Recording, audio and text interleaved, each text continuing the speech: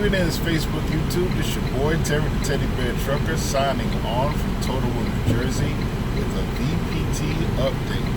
Today, August 7th, 2018, I've officially passed my new Entrant Safety Audit. Yes, I can finally say that I'm 100% an official motor carrier in the United States. Man, that's a load off my back. And I was so stressed over this audit. And it ended up not being that big of a deal. Being a motor carrier from New York, there was an extra step I had to take, which I wasn't aware of until my safety audit officer informed me of. Being that I'm a registered New York State motor carrier, in addition to all the other basic requirements that you have to have as a motor carrier in the U.S., you also have to have what is called a New York State heavy vehicle truck inspection.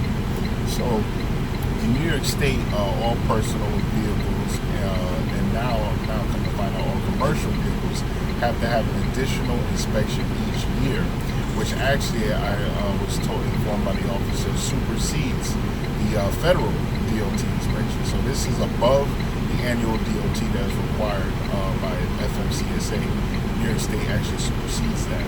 So I found out, that I had to get it done, and luckily I was able to do it at 7 o'clock this morning, literally 3 hours before my audit was to take place.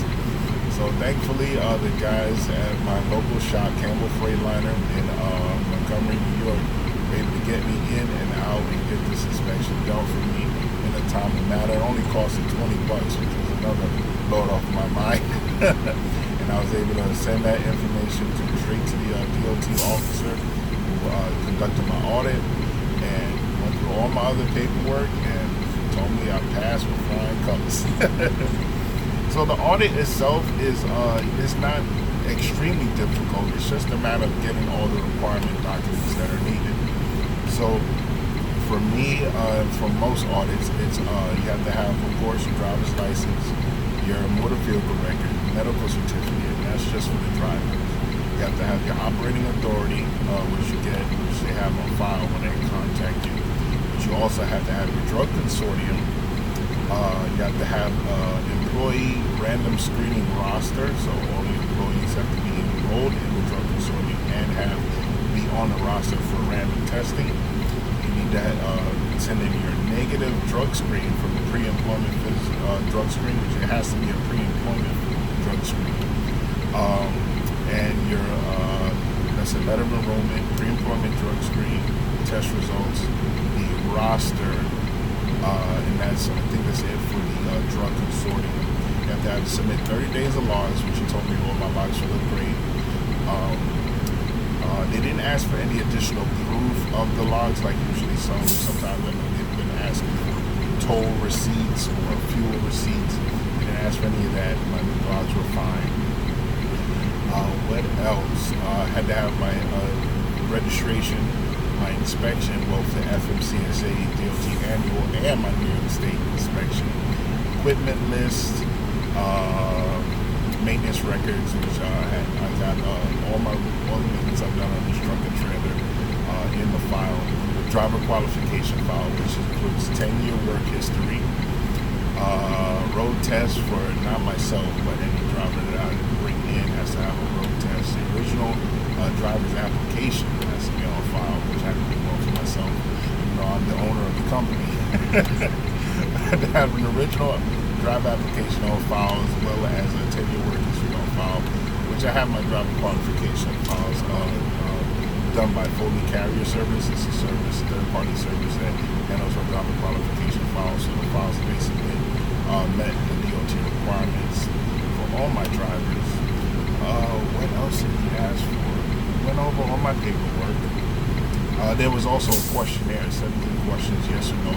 Basically, just going over all your things that you submitted for your MC number, which is your MC number, your tax ID number, your company name, company address, company mailing address, physical, what you're hauling, how many employees, how many trucks, how many trailers, and so on. So it's a basic questionnaire, yes or no questions. They ask if you ever hired a driver that failed the drug screen. You have hired a driver that refused the drug screen, basic questions like that. So it was pretty easy. But I'm telling you, when he told me I passed, it was like a huge weight lifted off my shoulders now. So hopefully soon, when I go on the Safety.org, I should see my satisfactory safety rating, which is a huge deal, so that satisfactory safety rating. I had one roadside inspection, but was not put out of service, so he saw that. So he brought that up. He said it's a good inspection, no out of service, no accidents. He said he's going to send me an accident register, so in case I God forbid do have an accident, I have the paperwork that's required by FMCSA to fill out. He said keep up with my equipment records, my maintenance records, of course, all the statements, order receipts. The one thing he informed me of, which I was not aware of, is that FMCSA has changed the rules requiring DVIRs, which is the daily driver vehicle inspection reports. So now, whereas you still are required to do a pre-trip and a post-trip inspection, you don't have to do the actual inspection report now unless you find a defect. So if you don't find a defect when you do your pre-trip and post-trip inspections, you no longer have to fill out that DVIR, which I thought was news because I've been doing them every day. Both for pre-trip, post-trip, DVIRs. He said you no longer have to do that. The reason that the FMCSA has done that is to reduce the amount of paperwork that they have to go through when they have to do the audit, the in-person audit. So, but you're still required to do your pre-trip and post-trip because you want to know, before you operate this vehicle, if there's something wrong with it. So the only way you're going to know is if you pre-trip and post-trip equipment. So I do mine every day, at least 15 minutes on both. Hopefully, so far the truck's been running great and haven't had any major issues. Recently did have a really, really bad day. I was en route. I was delivering a load in Shelton, Connecticut, and I was trying to got a phone call from the Arrow Truck Sales in Elizabeth, where I'm getting my second truck from. And they told me they needed me to come back down to the dealership after I'd already been down there to re-sign the financial agreement for the truck because the bank messed it up. So, and being that I've had so much downtime between my vacation and other things that came up, I've been trying to, get my revenue stream back up so that I can get this truck on the road and get it making money as soon as possible. So I've been trying not to take so much time off. But things have kept coming up, kept arising. So this was another issue that came up. So my plan was I called my dispatcher, told her to get me a load, getting me as close to Elizabeth, New Jersey as possible from Shelton, Connecticut, where I was. And she found the perfect load, picking up right there in Elizabeth and going up to my hometown of Newburgh. So it was perfect. So my plan was, and I had about 3 hours between the time I delivered load in Shelton to pick up the next load in Elizabeth. So my plan was to drive down to Elizabeth, park the truck, run over to the dealership, sign the paperwork, get back in the truck, pick up the load, head on to Newburgh. But of course, best laid plans of mice and men are often get destroyed. And no sooner than I step out the truck to remove the chocks from the dock, it was a real tight space because I was right by the wall. The dock was in the first dock right by the wall. So as I'm getting out the truck, my arm accidentally hits the locking mechanism and I locked myself out the truck. So note to you guys out there, keep a spare key somewhere hidden under, on the outside of the truck somewhere. Because this is like the third time this has happened to me. And it's funny, I usually keep a spare key in my wallet, but it just so happened that the week prior, my wallet zipper broke, and as I was going to grab my wallet, the key flew out of the pocket and fell in the lower cabinet somewhere. So I can't get the key without taking out all the cabinets. So my spare is lost in the gate, and my keys fell out just as I was squeezing out the side door to get the truck. The keys fell right out on the floor of the truck, and I hit my arm, hit the button. It was like a triple trifecta, Murphy's Law. So 4 hours and $180 later, I get back into my truck, and of course my plans are all shot to hell. So, I called a broker when I finally got back in the truck because my phone was in the truck.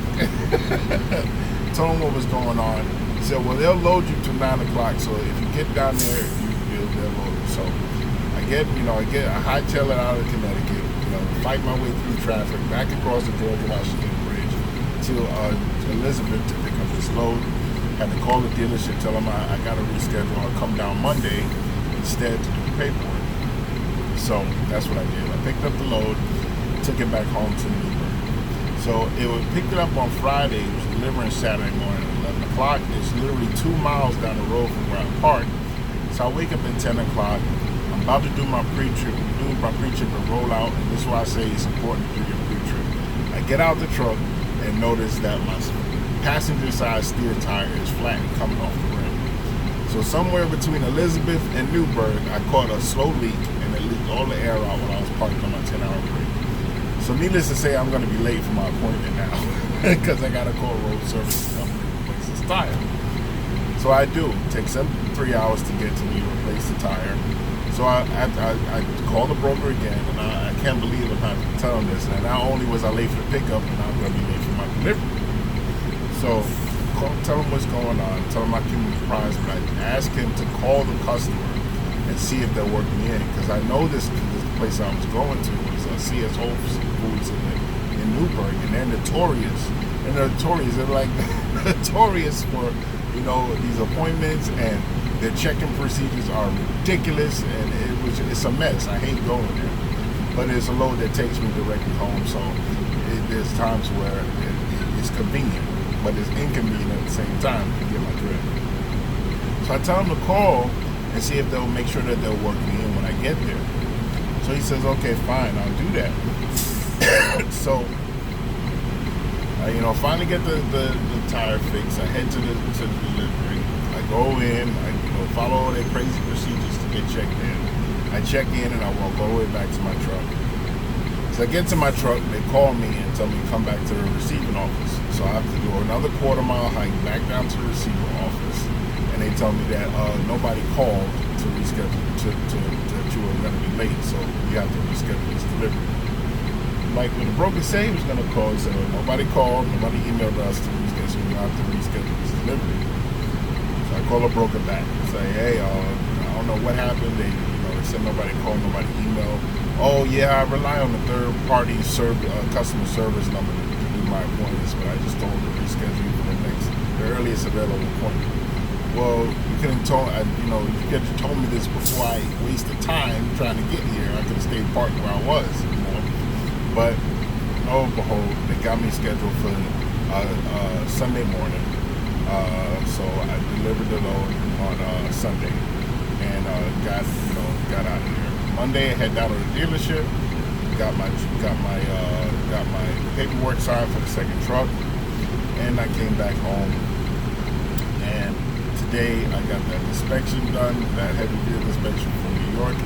Luckily, right in time for my audit, and everything is good. So now I'm hoping that this is the end of my terrible ordeal week, and that things start going smoothly from here.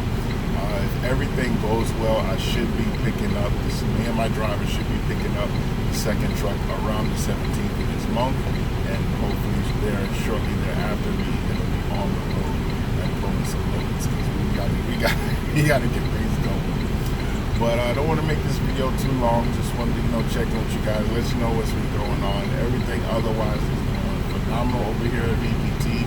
We are finally expanding. We're finally growing. And the next person that's hopefully will be joining the team will be an owner-operator, and that'll probably be sometime about June or July of next year when the insurance allows me to add a third truck. But until then, this your boy, Teddy Bear Trucker, signing off.